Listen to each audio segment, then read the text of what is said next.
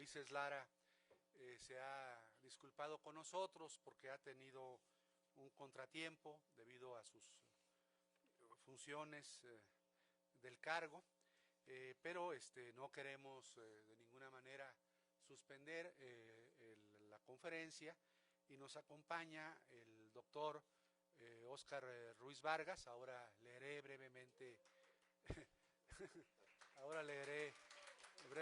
su currículum, y nos acompaña nuestra experta en el Instituto de Investigaciones Jurídicas en estos temas penales, de transición de un sistema al otro, de las procuradurías a las fiscalías, la doctora Patricia González Rodríguez. Como ustedes saben, el evento, la conferencia que tenemos planeada, se titula El rediseño de la Procuración de Justicia en el Milenio, Gobernanza y Participación Social, en su perfeccionamiento, retos y oportunidades entre las juventudes. Entonces, lo primero que haremos será darle la palabra al doctor Óscar Ruiz Vargas para que exponga su conferencia por los minutos que él desee. Él me dice que más o menos serán 30, pero pueden ser un poco más, si él así lo desea. Y me voy a permitir leer brevemente el currículum, datos curriculares, desde luego no es todo el currículum, es más vasto, del doctor Óscar Ruiz Vargas. El doctor Óscar Ruiz Vargas es licenciado en Derecho por la UNAM, es maestro en Derecho Internacional por la Universidad Latinoamericana, es doctor en Humanidades por la Universidad Latinoamericana, ha sido director general de desarrollo de mecanismos en el proceso de transición. Le fue otorgado el Premio en Seguridad y Procuración de Justicia en 2019. Fungió como asesor de la Fiscal General de Justicia de la Ciudad de México también, de la doctora Ernestina, que ha concluido su cargo, y también fue director general del desarrollo de mecanismos en el proceso, ya lo dije, ¿no?, de la transición para la nueva Fiscalía de la Ciudad de México, y actualmente es asesor del doctor Ulises Lara López, ¿no? Así es. No, espero no haber cometido un error. También de una vez voy a aprovechar para leer los datos curriculares, también son datos mínimos, de la doctora Patricia González Rodríguez. Ella es, como saben, investigadora de este Instituto de Jurídicas de la UNAM, es doctora en Derecho, experta en temas de delito, violencia, derechos humanos, género y proceso penal acusatorio desde hace 30 años. Ella, su licenciatura es de la Universidad Autónoma de Chihuahua, con estudios de especialidad en las universidades de Salamanca y Castilla-La Mancha en España. Fue jueza penal en su estado natal y fue procuradora general de justicia del estado de Chihuahua. Fue la impulsora y pionera del sistema penal acusatorio en México. Quiero decirles que Chihuahua, no sé si lo sepan, fue el primer estado que instrumentó este modelo, ¿no?, acusatorio. Es coordinadora del Seminario Universitario Interdisciplinario sobre Seguridad Ciudadana. Su línea de investigación es sobre el sistema penal acusatorio en este instituto, y entre sus últimas publicaciones, sus últimos libros, en 2019 publicó Desafíos del Sistema Penal Acusatorio, las víctimas en el sistema penal acusatorio, y en 2016, entre otros libros, publicó La Policía de Investigación en el Sistema Acusatorio Mexicano. Entonces, en primer lugar, le daremos la palabra al doctor Óscar Ruiz Vargas, y después la doctora Patricia González Rodríguez hará comentarios y reflexiones en torno a la ponencia que nos va a exponer el doctor Óscar Ruiz Vargas. Doctor, tiene la palabra. Gracias, estimado doctor Jaime Fernando Cárdenas García. Querida doctora Patricia González, es un placer estar en este panel compartiendo y departiendo con usted, por supuesto. Somos compañeros justamente de esta ruta del proceso de transición, el cual es muy interesante y platicaremos sobre ello. Mi querido Eliu Cortés Moreno, gracias, querido maestro. Y bueno, es un placer estar con todas y todos ustedes. profesionales del derecho, profesionistas, abogados, estudiantes, bienvenidos a este espacio y gracias por dedicar y destinar un poco de su hermoso tiempo a este espacio. Bien, les quiero compartir que justamente en esta ruta en la que navegamos desde el 2018, que fue un proceso de transición de Procuraduría a Fiscalía en la Ciudad de México, fue una dinámica sumamente interesante y lo sigue siendo, por supuesto, porque hay muchas situaciones que innovar, que atender, que operar, y esta institución ha presentado históricamente muchos retos. Como ustedes saben, la Ciudad de México fue la última entidad federativa que promulgó una constitución. Esta constitución fue promulgada el 5 de febrero del 2017 para entrar en vigor hasta el 17 de septiembre del 2018. En esta constitución se señala justamente la creación de una entidad, ¿no?, nueva, que es la Fiscalía General de Justicia de la Ciudad de México. Y como ustedes saben, a manera de órganos constitucionales autónomos, pues tiene independencia, tiene mecanismos, tiene infraestructura, tiene una operación que no depende del Ejecutivo, del Legislativo, de ninguna función justamente de los poderes. Y en este contexto es importante señalar que la Ciudad de México, que cuenta con 1,812 colonias, ¿verdad?, con 58 pueblos originarios, con diferentes identidades culturales, con una gran cantidad de jóvenes, con más de 2,5 millones de viviendas, con un montón de sueños, de proyectos que realizar en esta ciudad, con muchos estudiantes, en donde se albergan las principales instituciones de la República Mexicana, pues hay un gran quehacer en la cuestión de la procuración de la justicia. ¿Quién no se acuerda de hace algunos lustros, ¿no?, cuando entró ya en dinámica el nuevo sistema penal acusatorio? Estamos hablando ya prácticamente de 3 lustros, mucho tiempo, ¿verdad? Se dice fácil, pero la verdad es que nos ha costado mucho trabajo entender el proceso, echarlo a andar. ¿Por qué? Porque no nada más es de señalarlo en la norma y decir aquí está y vamos a operarlo, sino tenemos que ir más allá en la cuestión de la implementación, y para la implementación, ¿qué creen? Se requieren recursos, ¿verdad? No solamente son buenas ideas, son postulados normativos, sino que se requiere de una conjunción de esfuerzos, recursos humanos, esfuerzos institucionales para que las cosas sucedan.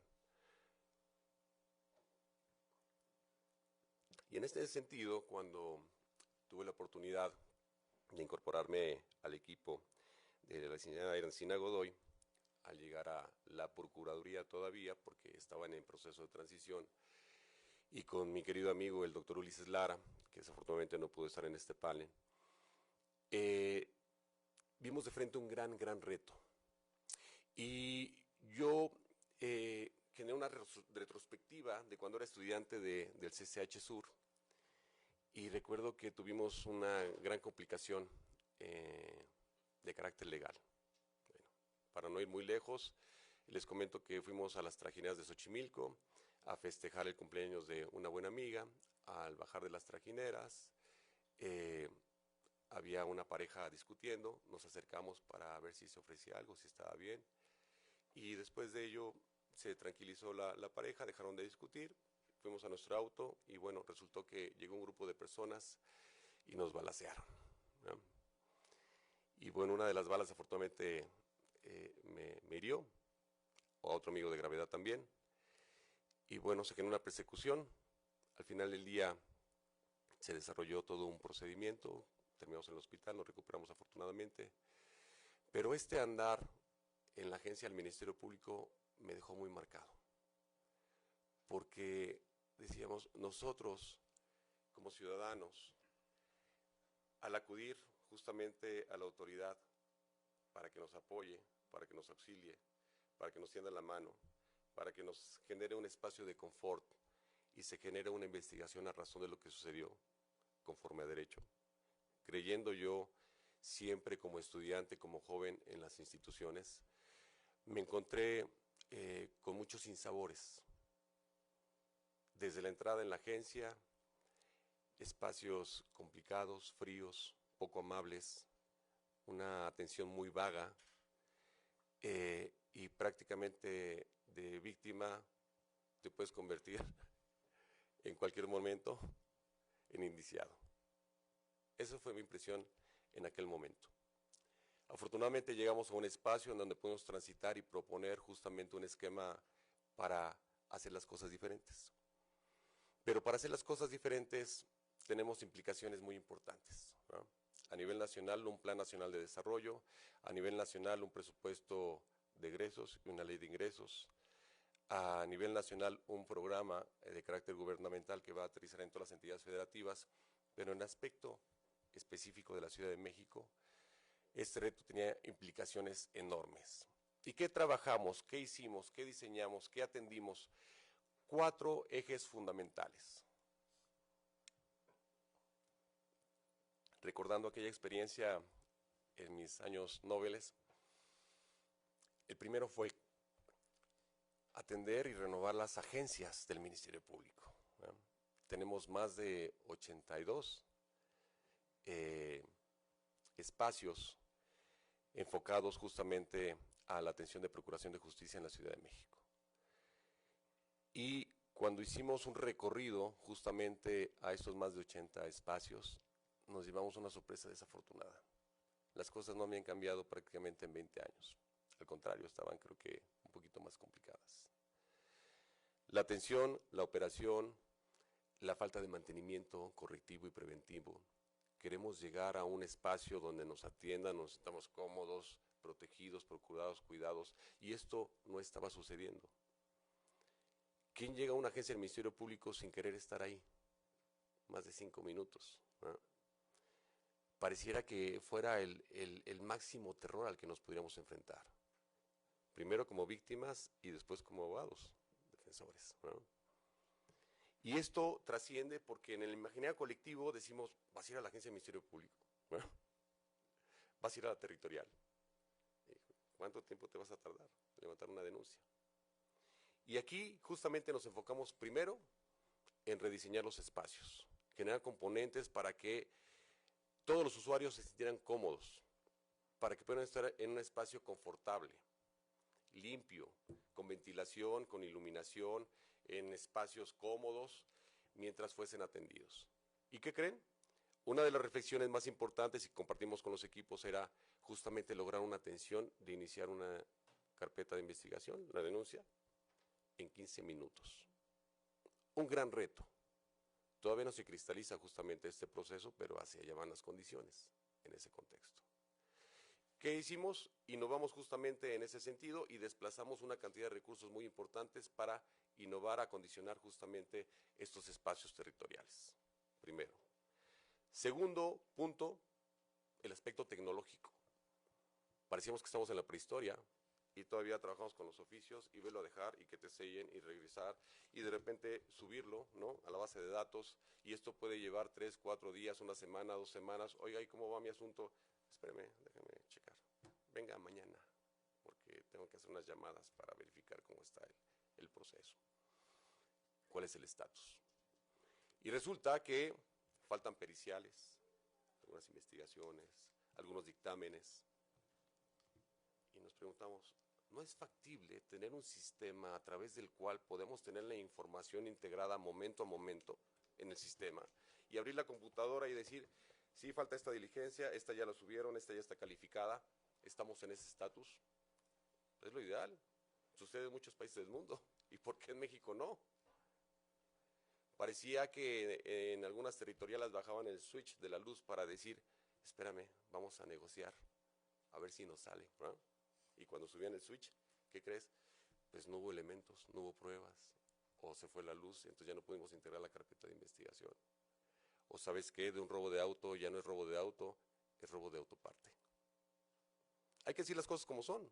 A eso nos enfrentamos. De ese tamaño eran las cosas, de ese tamaño era la corrupción que llegamos a ver. ¿Y qué creen? Había un nivel de resistencia enorme porque las cosas cambiaran, por sacar al personal de su área de confort. Cuando se genera una postulación para cambiar, para transformar una institución de esta naturaleza, de este tamaño, con más de 16,000 trabajadores. Imagínense el reto que representa y sacarlos de los escenarios de confort y también apostarle a la capacitación permanente, a la formación permanente.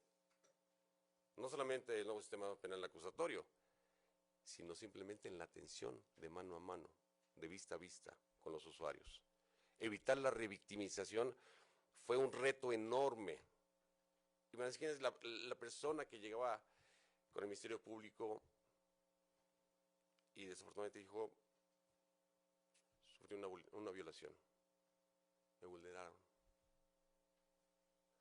Pasa con el Ministerio Público, se levanta la carpeta, ahora pase con el médico legista,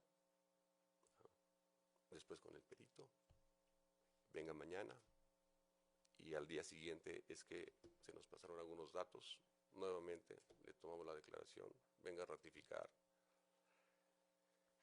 Y eran esquemas muy penosos, muy complicados. Pongo este ejemplo y es muy crudo, muy complejo, pero es para darnos cuenta de la realidad de lo que estábamos viviendo. Y en ese contexto tuvimos que recomponer muchos de los procesos, muchos de los procedimientos que no estaban en hoja, ¿no? Que no estaban señalados, pero que por costumbre así se realizaban. Y esas malas costumbres justamente generaban impunidad, esas malas costumbres generaban una dinámica de negocios, de business, de proyectos, de poner a mejor postor a la venta de la justicia. Así de clarito, las cosas como son, ¿no? Y entonces nos dimos a la tarea justamente de agilizar estos procesos.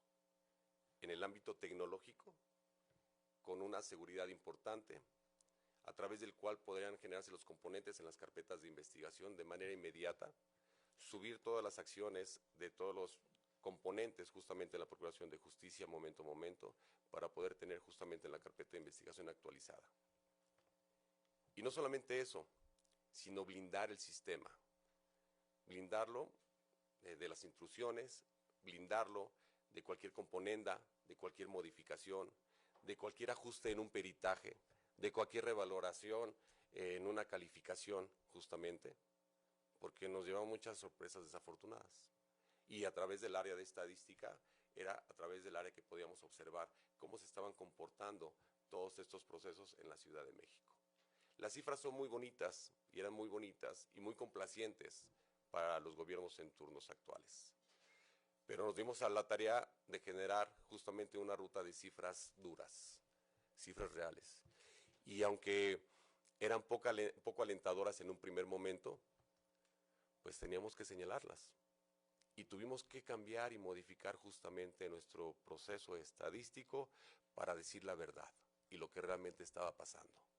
Y no estar de contentillo con los gobernantes en turno para decirles, todo está bien, no pasa nada, los índices han bajado, estamos haciendo las cosas bien. No, señoras, señores, no estaban las cosas bien. No estábamos en una ruta de confort, las cosas estaban mal y muy mal. Y entonces, ¿qué se hizo? Justamente dar claridad, dar transparencia en un primer momento y hacer las cosas como lo establece la misma normatividad. Nuestros cuerpos normativos son muy ricos, muy precisos, muy interesantes, y en este contexto hay que cumplirlos, hay que plantearlos, hacerlos cumplir también y sacar justamente a todos los servidores públicos de su área de confort, capacitarlos, orientarlos, proyectarlos, y en ese sentido es en el que avanzamos de manera muy importante. Estos 4 componentes, capital humano, el aspecto físico justamente de las territoriales, el aspecto tecnológico, que también fue muy importante considerarlo, y el aspecto de los procesos y procedimientos, darles puntual seguimiento. Luego entonces, ya que hemos transitado del 2018 hasta la fecha, y que ya tenemos entonces una fiscalía, no una procuraduría que dependía anteriormente del Ejecutivo directamente, pues ahora los retos son extraordinariamente grandes, titánicos. Y ustedes, como estudiosos del derecho y ustedes como abogadas y abogados, pues tienen un gran reto hacia adelante. ¿Qué tenemos que hacer? Justamente operar en esta dinámica de la Procuración de Justicia como fiscalizadores, como observadores, como opinadores, como personas que pueden consensar reformas posteriormente en un sistema que se tiene que ir perfeccionando momento a momento. El Congreso de la Ciudad de México ha formado pues una ruta muy interesante de acompañamiento. La doctora Patricia, que nos acompaña aquí en el panel, en el primer ejercicio legislativo, en la primera legislatura del Congreso de la Ciudad de México, fue postulada justamente como integrante del Consejo Judicial Ciudadano y fue electa justamente como parte de este Consejo Judicial Ciudadano. Es un órgano colectivo a través del cual se dio un acompañamiento muy profesional, muy interesante, justamente en este proceso de transformación. Y con estos visores de estos grandes personajes especialistas en el derecho, pudimos tomar una orientación adecuada para generar los cambios necesarios. La doctora Patricia, a través de toda su expertise, fue quien echó a andar justamente la primera fiscalía a nivel nacional en Chihuahua. Y toda esa gama de conocimiento, de posibilidades, fue vertida justamente en este gran proyecto de transformación, que seguramente ya nos platicará. Pero quiero también compartirles que para el efecto de tomar las mejores decisiones para la Fiscalía de la Ciudad de México en este proceso de transformación, visitamos varias fiscalías en diferentes entidades federativas. Estuvimos en Chihuahua, por ejemplo, ¿recuerda, doctora Patricia? Fue una experiencia muy grata, muy interesante, hicimos algunos recorridos, conocimos justamente los procesos de investigación, el C5, la dinámica, cómo se generaban estos hilos conductuales de los procedimientos y los procesos tecnológicos implementados que eran muy sofisticados y muy interesantes. Otra de las fiscalías que recuerdo muy bien cuando las visitamos fue la de Querétaro. Y también nos dejó un buen sabor de boca, justamente, en todos los procesos y los componentes técnico-jurídicos y tecnológicos que se habían implementado justamente para lograr una mejor procuración de justicia. Otra entidad federativa que visitamos fue el Estado de México. Y bueno, con sus asegúnes tratamos de incorporar todas las mejores prácticas a nivel nacional en esta fiscalía naciente en la Ciudad de México. Sabemos que hay mucho por hacer, por supuesto, pero estamos avanzando en esta dinámica. El maestro Víctor, que está aquí al final justamente del pasillo, nos acompañó justamente a una ruta de cátedras en Colombia, en diferentes universidades, y bueno, fue muy grato justamente ese proceso para informar y sobre todo hacer un ejercicio de derecho comparado justamente con el sistema colombiano y con los estudiantes de diferentes universidades en Colombia el año pasado. Bueno, todo esto suma para saber que justamente una institución como la Fiscalía, con más de 16,000 trabajadores, está generando e implementando cambios importantes. Ahora, sin temor a equivocarme, creo que se ha dado un giro importantísimo, y ustedes lo saben, en diferentes entornos, en diferentes procesos de investigación. Hoy, como nunca antes en la historia de la ciudad y seguramente del país, se ha generado una ruta de investigación que ha tocado inclusive a legisladores en funciones. Se ha generado una ruta justamente de acompañamiento y de no temor al proceso electoral, no temor a las rutas, a las dinámicas de carácter político, partidario, porque la justicia tiene que estar como una primera mano, como una primera opción, como una primera ruta. Y en ese contexto tenemos que regresar justamente la confianza a la ciudadanía, la confianza a los componentes justamente como los estudiantes que están operando, que están estudiando, que están haciendo un esfuerzo justamente, y el día de mañana los veremos en los juzgados, en las agencias territoriales, en diferentes espacios, ya con una visión o un visor completamente diferente. La justicia no es una mercancía, no se pone al mejor postor. Debe de estar justamente acompañada de la legalidad, por supuesto, pero no es comparsa de quien tenga una mejor oferta para atenderlo de mejor manera. Y en ese contexto es que se está avanzando y el doctor Ulises Lara está haciendo un extraordinario esfuerzo en este momento al frente de la Fiscalía para que estas situaciones sucedan. Los descalificativos y la ruta política y la ruta de la infodemia estará presente siempre. Y es parte de un sistema democrático también el tolerar justamente este proceso. Las nuevas juventudes, que es parte también de la dinámica que compone esta exposición, es que estas nuevas juventudes tengan justamente el acceso a una cultura de paz, el acceso a una vida saludable, el acceso a insumos y elementos que puedan generar una ruta para alcanzar espacios de felicidad, de confort, de bienestar. Necesitamos una sociedad mucho más saludable en muchos sentidos. Y en ese contexto creo que le corresponde a las juventudes operar, apostar, incidir, calificar, atender justamente las instituciones en un nuevo entorno. Y en este contexto creo que tienen un gran reto hacia adelante.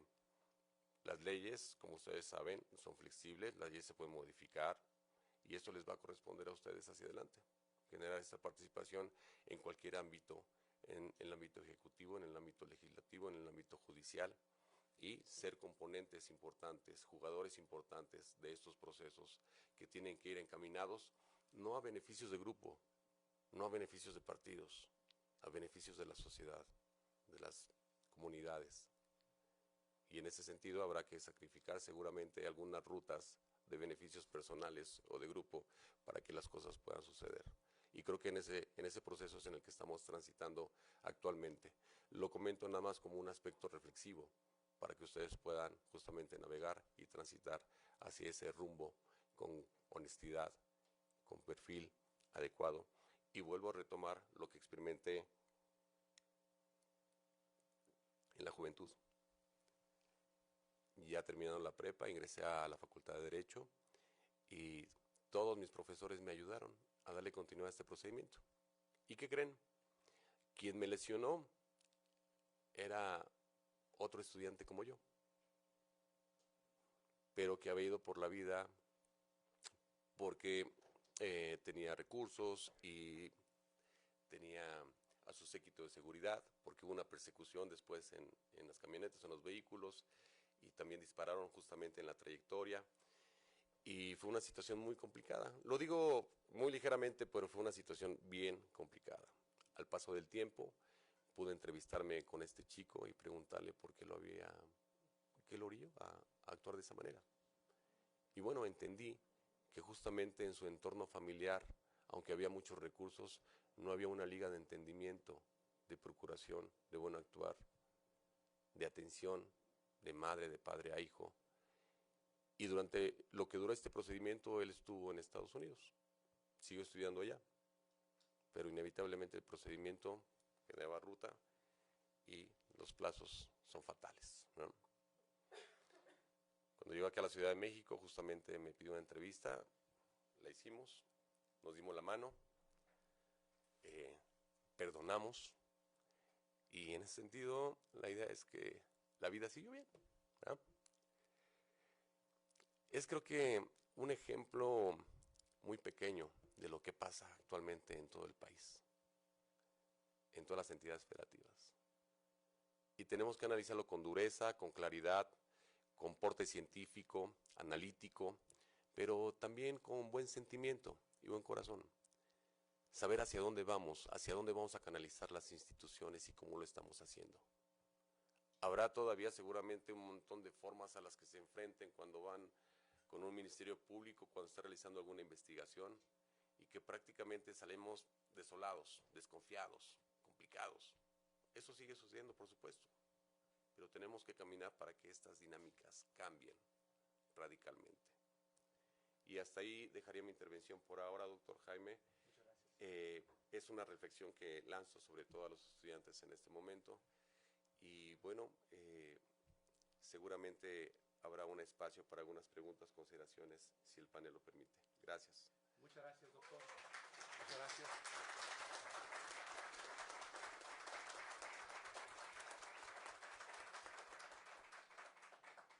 Muchas gracias al doctor Oscar Ruiz. Ahora le vamos a dar la palabra a la doctora Patricia González para que haga estas reflexiones sobre estos retos del Ministerio Público en la transición de las procuradurías a las fiscalías generales, tanto la Fiscalía General de la República como de las entidades federativas. Doctora, tiene la palabra. Muchas gracias, pues agradezco enormemente la invitación que me hizo mi compañero, el doctor Jaime Fernando Cárdenas Gracia, y la presencia del doctor Oscar Ruiz Vargas y de Eliu Cortés Moreno aquí en este panel. Y pues yo quisiera destacar, para iniciar un poco sobre el tema relacionado con la transición de las procuradurías a fiscalías, pues quisiera destacar que dentro de este proceso de transición del que les hablaba el doctor Oscar Ruiz, hay personajes importantes que asumieron liderazgos institucionales, y dentro de esos personajes importantes, además de la extitular, la maestra Ernestina Godoy, que hizo una excelente labor, también se encuentra la figura de quien ahorita pues es responsable de la Fiscalía, que es el doctor Ulises Lara. El doctor Ulises Lara se reunió hace ya casi 6 años, yo recuerdo, empezamos más o menos por 2018, con un grupo de expertos académicos y pues también con experiencia en la práctica profesional, que conformó la Comisión Técnica para la Transición de Procuraduría a Fiscalía. Esa comisión técnica tenía 7 integrantes con distintos conocimientos, eran personas que se dedicaban a distintas disciplinas, no eran todos penalistas. Sin embargo, creo que la aportación que se hizo desde la multidisciplina fue importante, pero particularmente fue importante la voluntad política de la maestra Ernestina Godoy y de Ulises Lara, que era el titular de la unidad de implementación para este proceso de transición de Procuraduría a Fiscalía. Así que ahorita la Fiscalía pues está en muy buenas manos, porque se supone que a partir de todo un modelo de procuración de justicia que se diseñó en esa época, él dará continuidad a ese modelo. Ese modelo es crucial para lograr concretar los fines esenciales de la justicia penal en México. En nuestras facultades de Derecho, a veces nuestros profesores no nos dicen cuáles son esos fines esenciales de la procuración de justicia, y realmente los fines esenciales tienen que ver con el acceso a la justicia a las víctimas del delito, pero otro muy importante, que es el derecho a la verdad.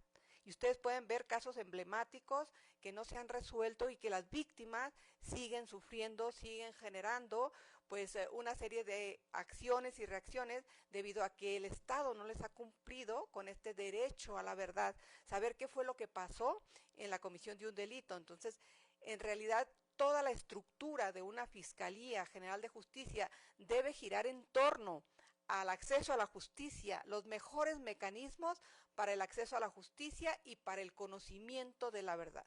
¿Y cuál verdad? Olvídense de las verdades históricas que lamentablemente utilizó un ex procurador. Esas no existen. Es una verdad que se da como correspondencia de los hechos que ocurren en la realidad y que tienen que ser probados a través de medios idóneos, medios lícitos, no como medios ilícitos como se hacía en el sistema tradicional a través de la tortura. Entonces, aquí lo que les quiero comentar, que es muy importante, la aportación que puede hacer nuestra Fiscalía Capitalina a nivel nacional es lograr concentrar y consolidar todos los componentes del modelo de procuración de justicia con perspectiva de género e interseccionalidad.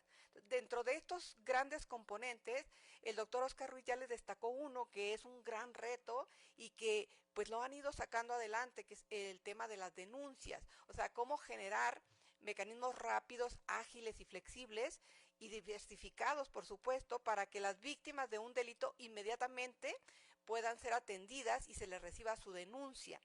Pero con esta diversificación que requiere la naturaleza del delito. No es lo mismo recibir una denuncia de un robo a una casa habitación cuando no estaban las víctimas ahí, a recibir una denuncia por un delito de violación o por un delito de secuestro o por un delito de violencia familiar. Son formas diversificadas que contiene el modelo. ¿Y por qué estas formas diversificadas? Porque lo más importante es preservar la información que van a aportar las víctimas a la autoridad para la investigación penal de ese delito.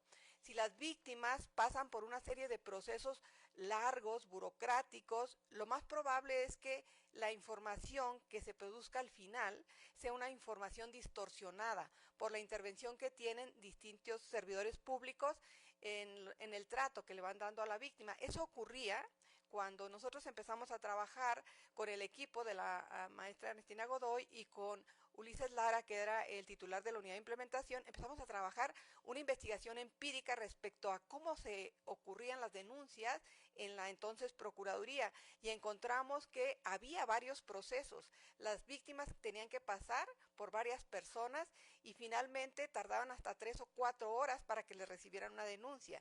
De ahí pues la propuesta del equipo de la maestra Ernestina Godoy y del equipo de Ulises Lara de lograr que en 15 minutos fuera como el tope mínimo, y así hablar de otros tiempos como 30 minutos, 40 minutos para los casos diversificados de algunos delitos, por ejemplo, de violación o de secuestro, de violencia familiar, donde deben de intervenir otros especialistas, no solamente los abogados. El cambio de la Procuración de Justicia en México requiere de la multidisciplina, de la participación de distintos profesionales de distintas áreas del conocimiento científico. Por ejemplo, el acompañamiento de los psicólogos clínicos, el acompañamiento de los psicólogos del testimonio, que aquí en México tenemos un rezago histórico impresionante, no hay especialistas. Nuestra Universidad Nacional Autónoma de México, que es la mejor en América Latina, o al menos así la presumimos, debería tener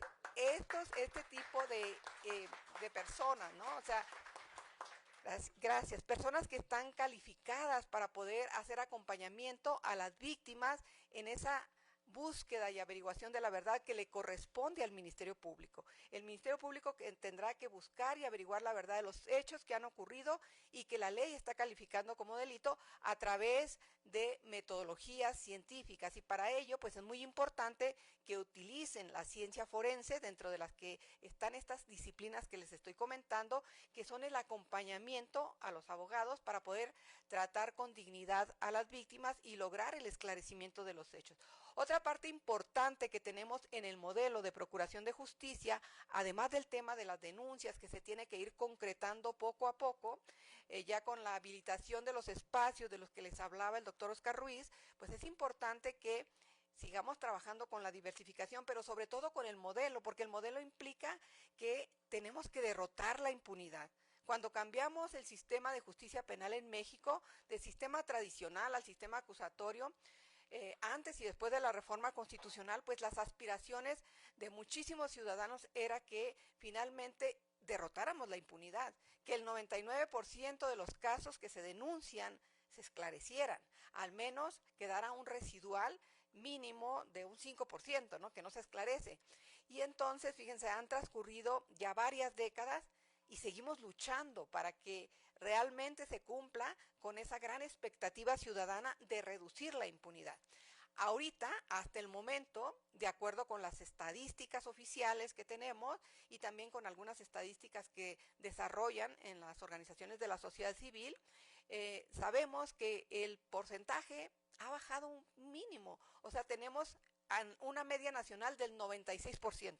Todavía tenemos 96% de los casos que se denuncian no son investigados, no pasa nada, no se sanciona a los probables autores de los delitos, fíjense, 96%. ¿Por qué entonces la importancia del modelo de procuración de justicia que instaló la Fiscalía Capitalina en esta época que les comento, a través del trabajo que hicieron Ulises Lara y la maestra Ernestina Godoy? Pues porque finalmente aquí hay una metodología que va a permitir instalar ese método que finalmente va a diversificar las soluciones. Y una de las más importantes que tenemos en el modelo es que la Fiscalía le apostó a la solución de los conflictos a través de los mecanismos alternativos, es decir, con las unidades de mediación.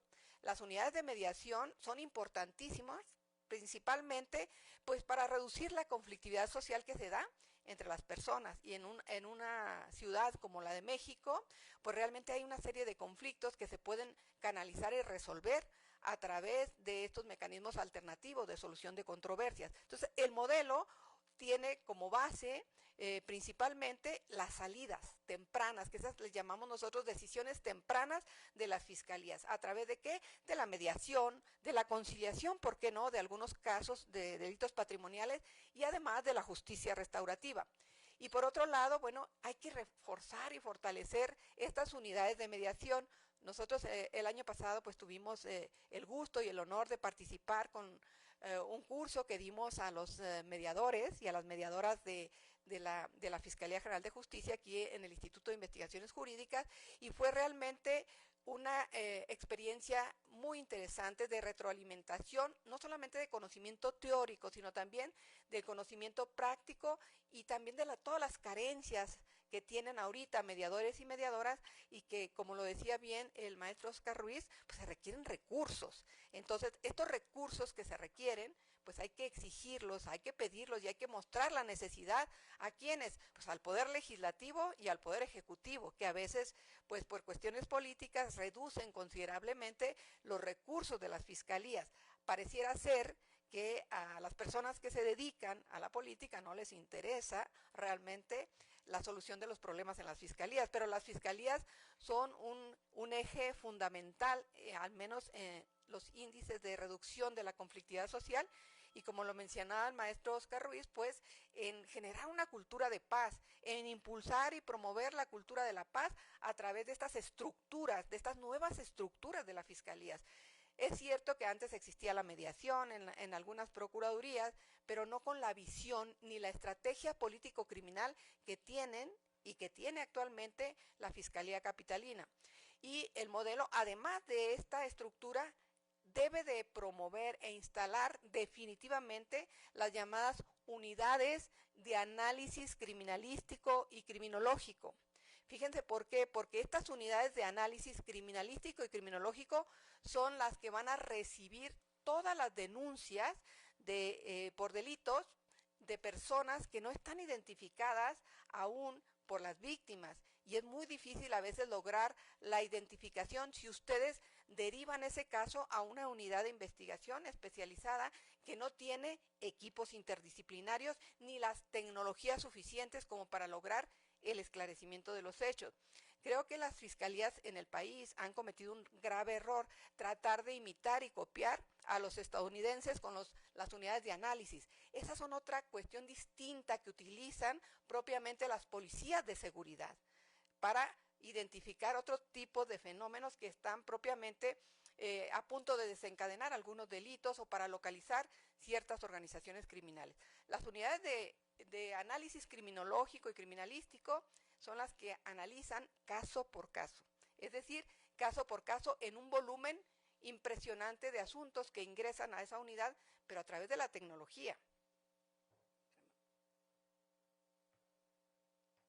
¿Cómo es que funciona la tecnología en estas unidades de análisis criminalístico y criminológico? Pues a través de la asociación de datos. Si ustedes no tienen los software y los hardware suficientes para que se puedan generar asociaciones de datos especializados, pues es muy difícil que entonces funcionen esas unidades. Entonces, una de las fallas más graves que tienen las fiscalías generales del país es eso, que no han logrado instalar estas unidades de análisis. Este es el futuro de las fiscalías. Si se logran instalar las unidades de análisis con tecnologías realmente especializadas, es decir, donde participen no solamente los abogados, como les digo, esta reforma de las fiscalías y la reforma procesal no es propia nada más de los abogados.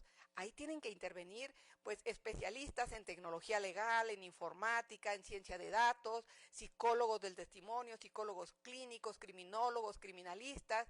Imagínense involucrar todas las áreas de las ciencias forenses. Entonces, unidades de análisis criminalístico implica reducir a un 70-80% la impunidad, no solamente en la Fiscalía Capitalina, sino en todas las fiscalías del país.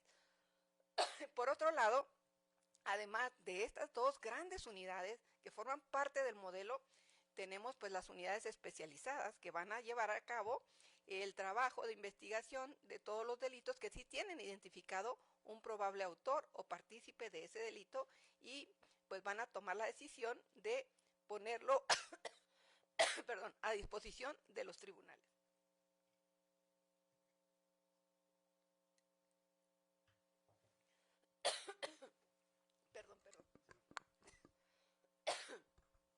En estas otras unidades que les comento, que son propiamente las que están relacionadas con la identificación de los probables autores, esas deben de tener un conocimiento muy reducido de casos para que la calidad hacia las víctimas sea mucho mejor. Pues finalmente estas unidades deberían de tener alrededor del 15 o 20% de los asuntos que tiene una fiscalía y todo lo demás estar depositado en las unidades de análisis y en las unidades de mediación. Si se fijan, el modelo tiene varias salidas, varias derivaciones que permiten que se pueda operar de manera muy eficaz y muy eficiente. Por otro lado, pues también tendríamos que revisar o analizar el plan de política criminal. El plan de política criminal es el que va a concentrar todas las políticas de naturaleza criminal que año con año la Fiscalía tiene que ir variando, tiene que evaluar.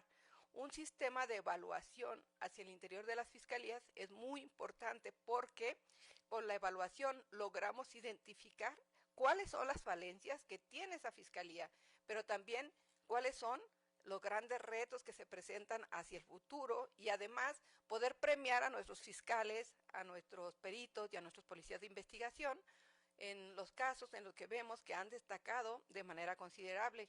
Y una de las cuestiones que yo aquí quiero destacar, que también es muy importante y un reconocimiento para la maestra Ernestina Godoy y para Ulises Lara, es la instalación a través de lo que viene siendo propiamente el Instituto de Formación Profesional, la instalación del Servicio Profesional de Carrera. Por primera vez en México y en la Fiscalía Capitalina, pues se instala ese Servicio Profesional de Carrera. Hay que darle seguimiento, hay que evaluar para ver que realmente pues los fiscales, los policías y los peritos y todo el personal especializado de víctimas reciban pues los recursos que realmente se merecen por el compromiso y la labor que están desarrollando en esta etapa de transición que aún no ha terminado. Y aquí también quisiera destacarles que es muy importante que divulguemos ante la comunidad, ante la sociedad, que los procesos de transición de las fiscalías no son de 2 años, ni son de 3 años. A mí me pareció tan absurdo el reclamo que le hicieron a Ernestina Godoy de por qué no habían avanzado lo suficiente en algunos puntos, ¿no?, de la fiscalía. Aquí ya les mencionaba el doctor, bueno, pues estamos haciendo esto, logramos pues rescatar todos estos espacios, mejorarlos para beneficio de las víctimas, pero en las transiciones, el derecho comparado lo ha mostrado, en las transiciones en América Latina de fiscalías duran 8 años, mínimo 8 años. ¿Por qué? Porque son fiscalías que traen toda una cultura inquisitorial, traen problemas muy graves presupuestales y también traen grandes cotos de corrupción. O sea, descubrir, identificar y señalar y procesar la corrupción no es nada fácil y mucho menos en las fiscalías. Entonces, realmente ahorita, doctor, están como a la mitad del camino. Tienen como 4 años a partir del 2020 para acá, pero les quedan otros 4 años para evaluar y replantear todo esto del modelo y finalmente ser el ejemplo a nivel nacional de lo que puede hacer una fiscalía en favor de las víctimas. Y bueno, les agradezco la atención, muchas gracias y ahorita si hay preguntas y respuestas estoy a su disposición.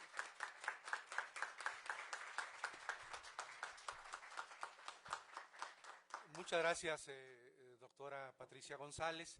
También agradecemos mucho la compañía en este estrado del compañero Eliud, del doctor Eliud Cortés Moreno. Sí, yo creo que es importante que pasemos a las preguntas y respuestas. No sé si usted quiera decir algo, Eliud. Sí, muchas gracias, doctor.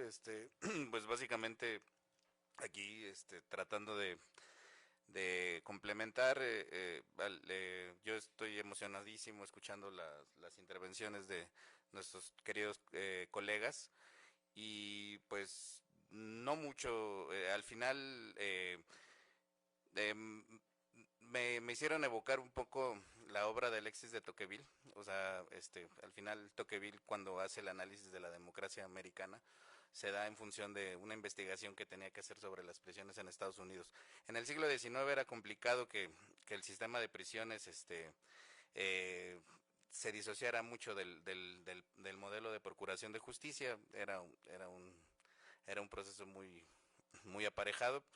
en nuestros tiempos ya es diferente, pero la parte de la investigación, del análisis objetivo que hace Tocqueville, de la investigación social, sociológica, historiográfica, del fenómeno criminal que hace de Estados Unidos, al final me hace regresar con todas estas valiosas intervenciones a repensar el modelo a partir de un análisis científico, de un análisis objetivo, que básicamente nuestros ponentes y con el desarrollo de la implementación de la transición que se operó y que coincido con la doctora, absolutamente es un proceso que sigue gestándose, es un proceso que sigue caminando, y me recuerdo mucho eso, ¿no? O sea, Tocqueville también era abogado, pero al final no se disociaba de entender de los fenómenos de procuración de justicia o los fenómenos políticos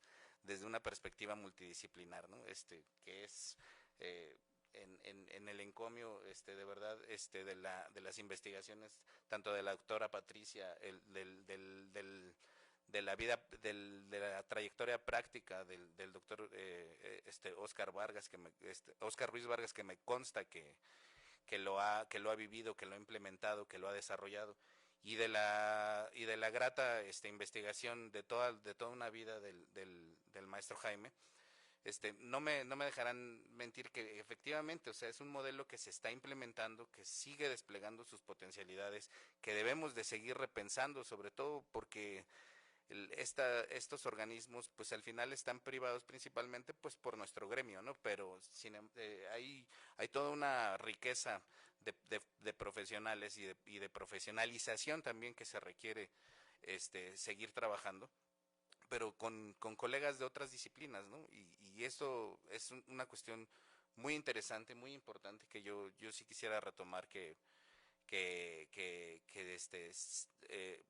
gracias a la presencia del doctor se potenció mucho esa posibilidad de pensar el fenómeno de manera multidisciplinar. Entonces, de verdad, no me queda más que aplaudir las intervenciones. Yo estaba emocionadísimo escuchando a la doctora, escuchando al doctor Oscar, y básicamente yo lo cerraría ahí para poder dar paso a la etapa de preguntas y respuestas.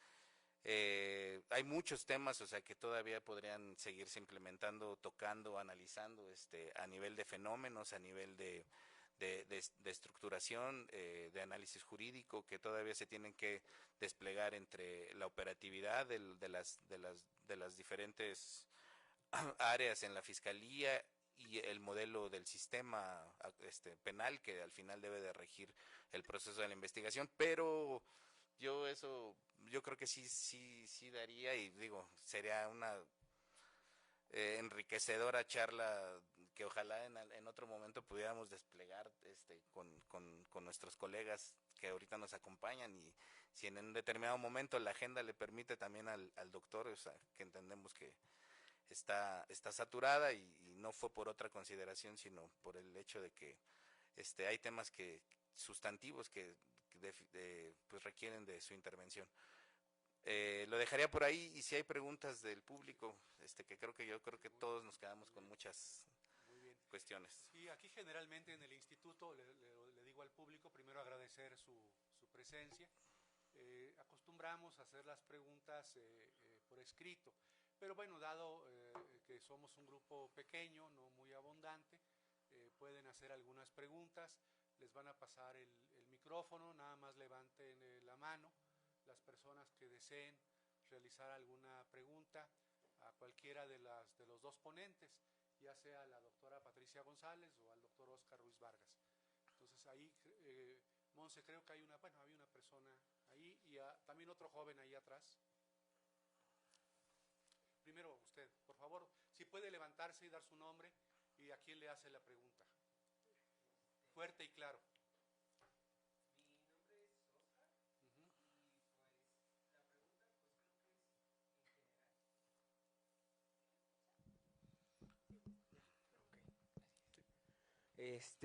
Bueno, mi nombre es Oscar. Mi pregunta, pues creo que va para los cuatro. Y quisiera hacer como que la siguiente, bueno, la pregunta es, ahorita nosotros nos encontramos aquí escuchando la información, nos estamos quedando con ella, la estamos analizando, la estamos asimilando, pero contrario a lo que decía el Rey Sol, pues creo que el Estado somos todos. Entonces, ¿cómo podemos nosotros llevar la labor del convencimiento a todas las demás, pues, personas que forman parte de ese Estado? Porque creo que si no se logra como esa parte de convencimiento de que la nueva fiscalía es un cambio positivo, que estamos avanzando, que estamos caminando en el sentido correcto, pues no se va a lograr como que a lo mejor un impacto como se quisiese. Entonces, pues mi pregunta es cómo podemos lograr esa labor de convencimiento. Muy bien, gracias, Oscar. Hay un compañero, vamos a que todos los que quieren preguntar lo hagan. Buenas tardes, mi nombre es Alejandro Gallegos. Pasan algunas situaciones que hacen los funcionarios federales en la Ciudad de México respecto a sus actos y omisiones en situaciones de educación e investigación a nivel federal. En cuanto a Claudia Sheinbaum y el nuevo gobierno, que pues hay grandes detalles en la calidad de la educación, programas que se presumen, pero en realidad no son de calidad. La pregunta sería para el fiscal, ¿cuál es la relación de la solución de actos impunes entre la Ciudad de México y actos que realizan funcionarios federales en su ámbito, dichos funcionarios? A lo que voy es la relación entre una mala educación, mala universidad, malos actos, malas contrataciones que realizan funcionarios de nivel federal, que se les otorgó un decreto a nivel federal, hablando en particular de la Universidad Benito Juárez García, creada por el presidente en un decreto, a Raquel Sosa, como única titular, ha gestionado mal los recursos, pero no se le ha clausurado diferentes instituciones que tiene, no tiene profesores suficientes. A los chavos, hablando del 2022, poniéndolo en contexto aterrizado, de una universidad que tienen de medicina, estaba en Tlalpan, donde Sheinbaum la funda en el 2017, siendo alcalde de la alcaldía Tlalpan. Pasan a ser gobierno federal 2018, 2019, con decreto presidencial, la Universidad Benito Juárez toma aproximadamente unas 7 a 15 universidades que Morena estaba subsidiando con fondos de partido, las toma, están en edificios inadecuados, rentan un edificio en Avenida Cafetales, cerca de la UAM. Sucede el sismo de 19 de septiembre de 2022, lo usan como pantalla, pero los chicos pierden ese semestre y pues también los mueven a Milpa Alta actualmente. La Ciudad de México no actúa, no hacen investigaciones INVEA, la alcaldía de Milpa Alta es omisa. Creo que en particular esa es la situación, pero la pregunta va más en la relación en lo que pueda hacer la Ciudad de México ante estos actos que están siendo impunes, que pues no está desarrollándose la verdad, porque pues estos chicos, como pues están estudiando, no dedican todo su tiempo a estar en la política del arte de convencer a las personas de tus ideas, no están todo el tiempo en eso, están estudiando, no están todo el tiempo en medios, pues no están tratando de que esto se haga público, pues también ellos no verse afectados por Raquel Sosa. De hecho, en una reunión ella dijo, no quiero que hagan esto público y así, pero pues ya debido a 1 año y medio, yo creo que esto ya está en la impunidad clara. Es algo muy grave. Muchas gracias. Otra pregunta para ya darle el micrófono a los expositores. Muchas gracias. Una felicitación a todos los ponentes, sobre todo aprovechando que se trata de una intervención en la que estamos profesionistas, ¿no?, y estudiantes. A mí me interesaría mucho el tema de lo que mencionó, querida doctora Patricia, sobre todo que aquí hay muchos estudiantes que podríamos combatir esta idea de que hay una pluralidad de verdades, ¿no?, que viene desde los sofistas, que viene desde Platón, que hay una verdad histórica, una verdad fáctica, una verdad legal, cuando el hábitat natural de los juristas, que es algo que celebramos con mucha profusión, es precisamente esta pluralidad de logos, esta interioridad discursiva. Entonces, también para nuestro querido amigo el doctor Oscar Ruiz Vargas, cómo les hablamos a los estudiantes, pero también a los profesionistas, para decirles que no hay algo así como una invención de la verdad, que este sería el tema bastante interesante desde el tema de los procesos penales, ¿no?, que es un tema interesantísimo desde la antigua Grecia.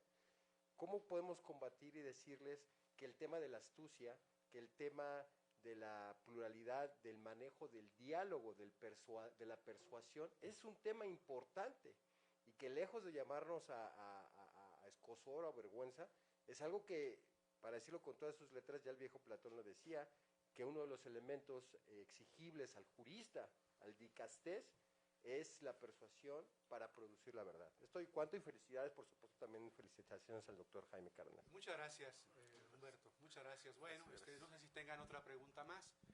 Vamos a dar la palabra, no sé cómo deseen contestar, si en el orden en el que participaron, yo creo que así está bien. Entonces, primero le damos la palabra al doctor Oscar Ruiz Vargas y posteriormente a la doctora Patricia González para que contesten las preguntas que han sido formuladas. Bien. En relación a la pregunta del alumno Oscar, ¿de qué manera podemos participar desde nuestras diferentes trincheras justamente para llevar la información de que la Fiscalía se ha transformado, de que está operando en estas condiciones? Quiero comentarles que es importante su intervención siempre como estudiantes, como profesionistas y profesionales del derecho. Y esta ruta de comunicación es sumamente importante. Actualmente estamos en un océano de infodemia, en donde los hilos comunicantes se rompen momento a momento. Nosotros como estudiosos tenemos la obligación fundamental de verificar toda la información, de acreditar que efectivamente es información fidedigna, de que es información que se puede consumir y transmitir, de que es información que se puede enriquecer en un momento determinado. Recordemos que estamos frente a una contienda política que se acerca, se avecina, y pues hay muchos golpes por debajo de la mesa, mucha mala información o información que no está sustentada, que no está respaldada. Nosotros somos promoventes de justamente un proceso de investigación científico a través del cual podemos verificar justamente la información. Yo los invito a que justamente la información que esté en redes sociales, en los dispositivos, podamos confirmarla, para que una vez confirmada podamos compartirla. Luego entonces, a través de sus diferentes trincheras, en los pueblos, barrios, colonias, unidades habitacionales, conjuntos condominales, en donde residan, justamente puedan generar este tránsito de información de lo que se está haciendo y cómo se está haciendo justamente, cómo se está trabajando actualmente en la Fiscalía, que también es importante este componente humano. Ha sido, creo que uno de los grandes trabajos de la licenciada Ernestina y ahora del doctor Ulises Lara, generar una Fiscalía cercana a la gente, en donde realmente los ciudadanos puedan ser escuchados, puedan ser atendidos y sobre todo que tengan la confianza que se lleva un procedimiento y un proceso el cual va a dar resultados y que también se habla con la verdad a las víctimas. Una de las políticas públicas importantísimas en esta dinámica de transformación de Procuraduría y Fiscalía es poner al centro a las víctimas.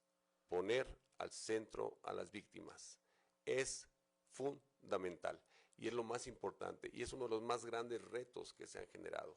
Quiero también compartirles que durante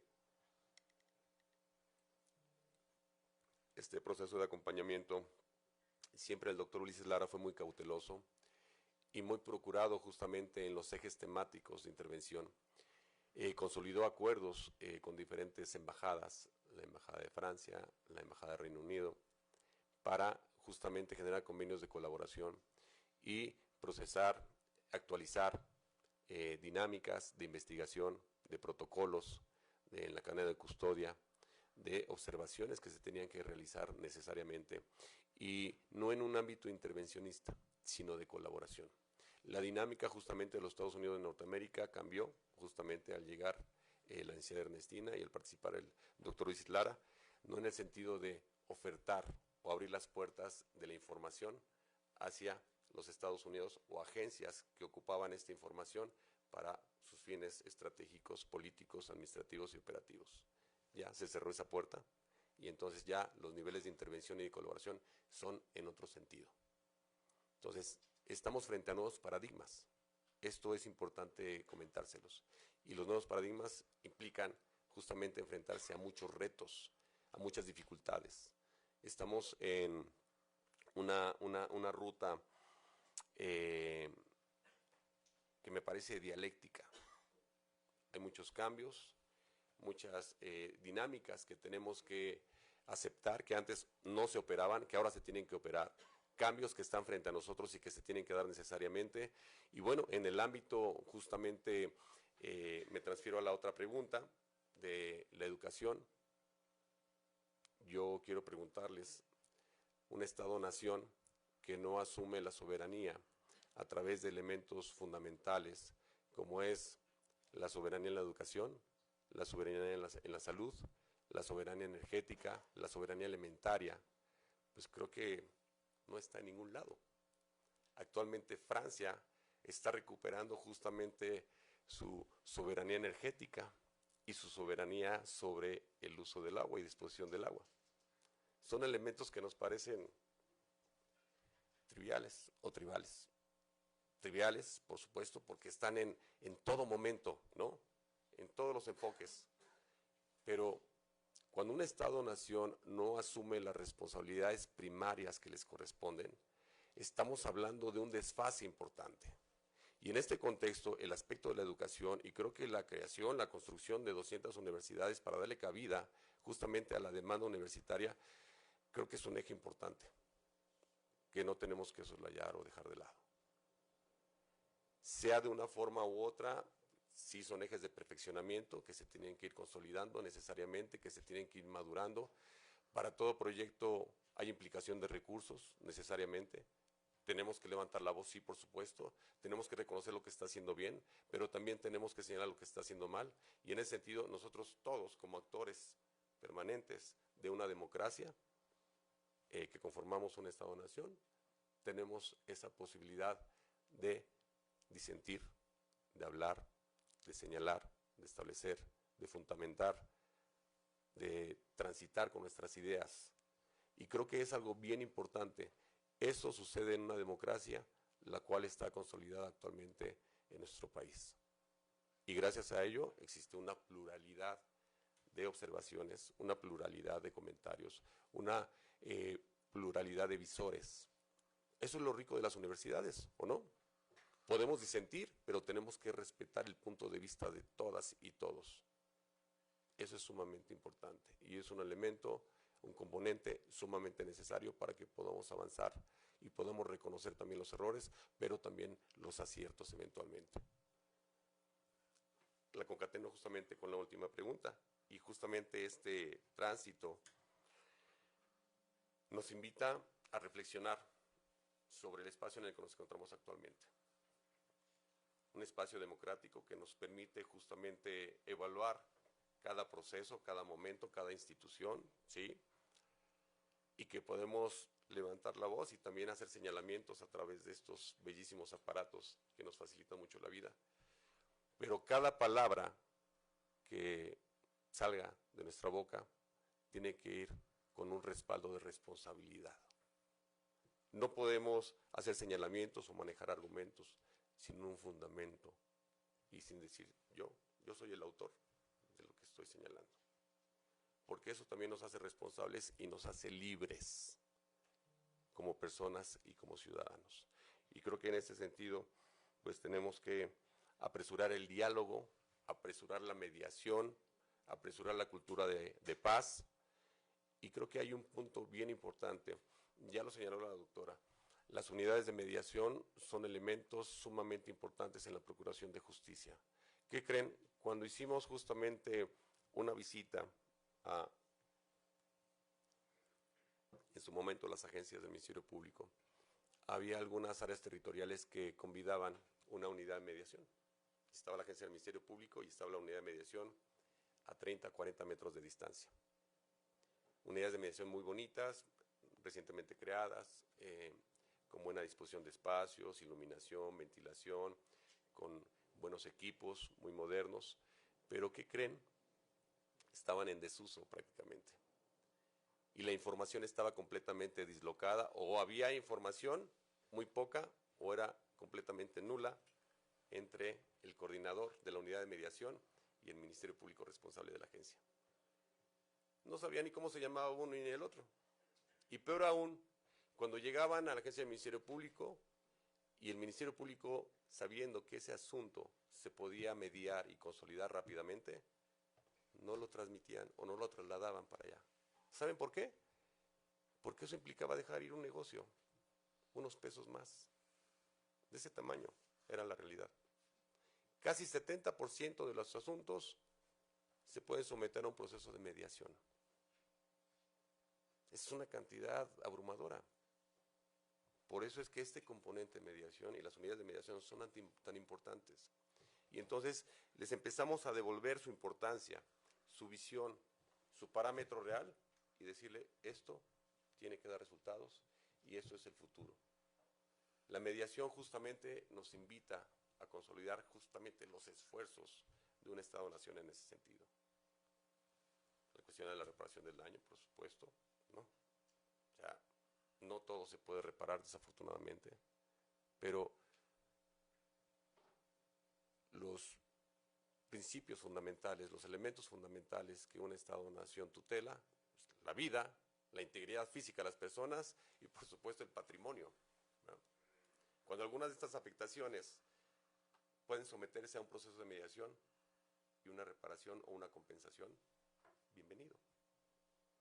Pero tenemos que tener también la claridad de procesar estos mecanismos, esta ruta. Porque creen, si en un momento determinado generamos una mediación y al final del día incumple la persona que se comprometió a hacer un pago periódico o mensual durante determinado tiempo, pero falla, pues no nos va a quedar otra que volver al eje, ¿verdad?, de la imposición de una ruta privativa de la libertad, si es el hecho, o pues irnos hacia la cuestión reparatoria, restaurativa, y creo que es una gran oportunidad que consolida el nuevo sistema penal acusatorio, que ya no es inquisitorial, que ya está en otra fórmula, y creo que en ese sentido tenemos que poner todas las baterías para que las cosas sucedan en este entorno. Hasta ahí. Muchas gracias, don Oscar. Muchas gracias, doctor. Doctora, tiene la palabra. Gracias, maestro. Bueno, en relación a la pregunta sobre cómo los jóvenes pueden participar en la divulgación de lo que está ocurriendo, ¿no?, en las fiscalías del país, en concreto aquí en la Fiscalía Capitalina, pues casi la mayoría de las fiscalías tienen un plan de política criminal, y en ese plan de política criminal ustedes lo pueden localizar a través de las páginas de internet.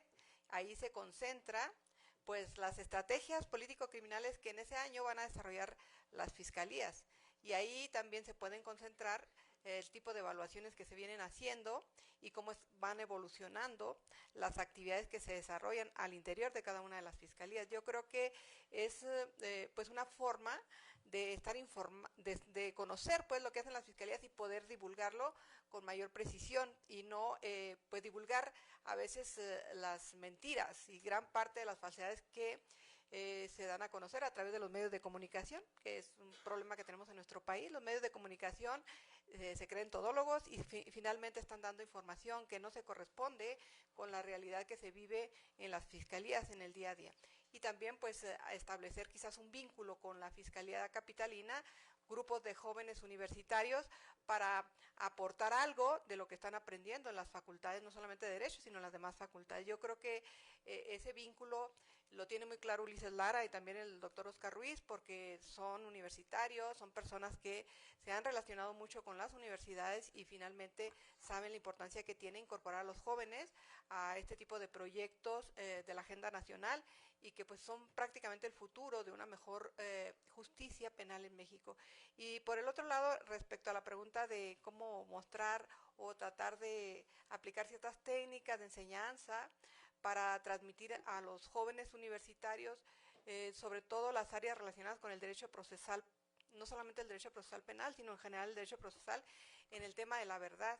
Creo que aquí también tenemos un rezago histórico importante. En nuestras facultades de Derecho en el país, los estudios de epistemología y filosofía han quedado a la saga, es decir, no importan, siempre los dejan al final y al final los estudiantes nunca llegan a tomar estos cursos porque en muchas facultades de Derecho los colocan como optativa la filosofía, la epistemología jurídica y entonces eso hace que muchísimos profesores de Derecho también pues se dediquen más que nada a replicar lo que ellos aprendieron en las facultades de Derecho, que son exclusivamente los esquemas normativos, lo que dicen las normas, lo que dicen las leyes, memorizarlo. Y eso es pues un error porque finalmente no tienen este fundamento filosófico y epistemológico de no solamente de las instituciones, sino también de los actos y de las formas de vida de cada una de las comunidades. Yo al menos en la materia procesal penal sí insisto mucho en que uno de los problemas más graves que tenemos es no saber transmitir este conocimiento acerca de la verdad en todos los ámbitos, no solamente en la reconstrucción de hechos. Nosotros en materia procesal hablamos de reconstruir el hecho que ha ocurrido en el pasado, traerlo al presente y llevarlo al futuro. Por ejemplo, a un juicio oral, ¿cómo lo voy a reconstruir? Cuando lo reconstruyo tengo que buscar los mejores mecanismos, que son los medios de prueba lícitos, que establecen e instalan las instituciones y que están en los códigos procesales, en nuestro caso en el Código Nacional de Procedimientos Penales. Y entonces, pues esta verdad tiene que tener una correspondencia con lo que pasó. Por eso nosotros los penalistas hablamos del derecho penal de acto, no del derecho penal de autor. El derecho penal de acto es juzgar a las personas por lo que hicieron, no por lo que son. Entonces, esto hace que la verdad cobre mucha importancia, pero una verdad como correspondencia, de acuerdo pues a este ilustre procesalista que realmente dejó toda una trayectoria y una gran aportación de conocimiento sobre la verdad, que es Michele Tarufo, el italiano Michele Tarufo, que hace poco que falleció. Creo que debe ser nuestro libro de cabecera en las facultades de Derecho para hablar sobre la verdad en los procesos penales para poder juzgar a las personas por lo que hicieron y no por lo que son. Gracias. Muchas gracias, doctora. Pues estamos ya terminando. Yo quisiera hacer una breve relatoría de 3 minutos de todo lo que dijeron los dos, el doctor Oscar Ruiz y la doctora Patricia González. Lo primero que destaco es lo que dijo el doctor Oscar Ruiz del origen de la Fiscalía en la Ciudad de México. Como él señaló atinadamente, pues tiene su fundamento en la Constitución de la ciudad. Pero vean, aunque quedó implícito, él venía a hablar de otra cosa, ¿no? Quedó implícito en su señalamiento. Cuando se aprobó esta nueva fiscalía en la Constitución de la Ciudad de México, promulgada el 5 de febrero de 2017, hubo una gran discusión que todavía está presente. Por un lado, yo recuerdo mucho la postura del maestro Batis, que era diputado constituyente, que señalaba o que opinaba que la nueva fiscalía tenía que estar dentro del ámbito del Poder Ejecutivo, como sucedía con la Procuraduría General de Justicia de la Ciudad de México. Había otras posturas que proponían la elección del titular de la fiscalía o de la titular de la fiscalía por voto popular. Pues ninguna de esas dos posturas salió adelante y ustedes saben que quedó un modelo, el vigente, que es un modelo muy barroco, donde interviene un Consejo Judicial Ciudadano, el Congreso, la Jefatura de Gobierno, etcétera, ¿no? Pero hay voces ahora con lo que ha ocurrido en torno a la no reelección de la doctora Ernestina Godoy, pues hay voces que se pronuncian nuevamente por reformar la Constitución de la ciudad para insistir en el tema de la elección del fiscal por voto popular. Bueno, entonces se quiere decir que ese es un tema pues, que estará presente seguramente en la Fiscalía de la Ciudad y en otras fiscalías de la República. Y luego lo que nos explicó el doctor Oscar respecto a la importancia que tiene que la Fiscalía de la Ciudad garantice su autonomía e independencia. Entonces, todo el mundo lo dice, pero ¿para qué? ¿No? Y él lo explicó muy bien. O sea, las fiscalías no pueden ser instrumento del poder político, ni del poder fáctico, ni del poder mediático. Para eso hay que garantizar la autonomía y la independencia. Y también lo dijo él muy bien, no se trata solamente de un cambio de nombre, y no se trata solamente de que la Procuraduría conocía del modelo inquisitivo o mixto, y esta Fiscalía conoce de un nuevo modelo acusatorio adversarial, sino se trata de algo más, ¿no? Que fue lo que explicó muy bien la doctora Patricia González. Es un nuevo modelo en donde hay que poner los énfasis en los fines axiológicos, los 4 que señaló: acceso a la justicia a favor de las víctimas, un conocimiento de la verdad a través de datos y medios de prueba, potenciar los mecanismos alternativos de solución de controversias en materia penal, y que las fiscalías, la Fiscalía de la Ciudad de México, promueva y garantice una cultura de la paz, que tienda hacia ello, ¿no? Y luego las nuevas metodologías, ¿no? El empleo de la multidisciplina, la perspectiva de género, la interseccionalidad, también de manera muy importante la nueva estructura, que ella abundó mucho en ello, ¿no?